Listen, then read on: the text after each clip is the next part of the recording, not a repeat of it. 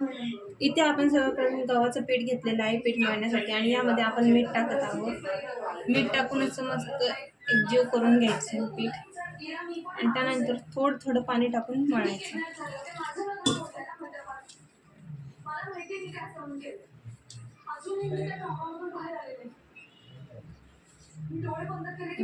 बघा मस्त असं पीठ मळून झालेलं आहे। पीठ मळून तयार आहे मस्त असं। आता आपण चपात्या टाकून घेऊया।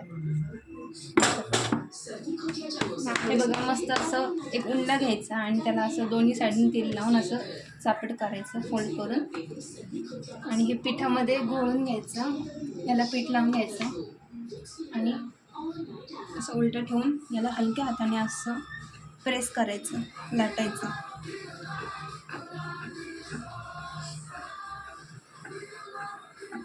पोळी चिटकते सो त्यामुळे अजून थोडंसं घोळून घेऊयात आपण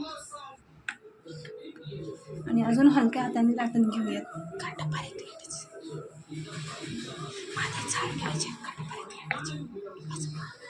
मध्ये जाड ठेवायची चपाती आणि काठांनी बारीक करायची, बारीक लाटायची म्हणजे छान अशी चपाती छान होते।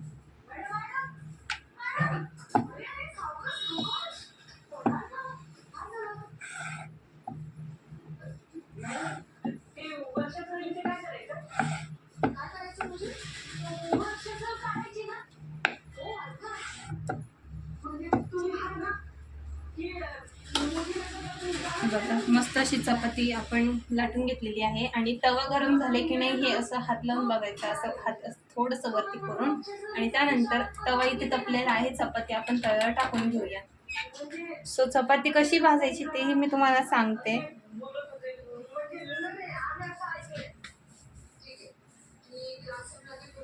हे बघा चपाती मस्त अशी झालेली आहे, परतून घ्यायची अशी एकदा आणि दुसऱ्या साईडून होऊ द्यायची आणि गॅस मोठा ठेवायचा जेणेकरून चपाती एकसारखी भाजल्या जाईल, कारण की गॅस कमी जास्त केला ना त्यामुळे चपाती नीट शिजत नाही।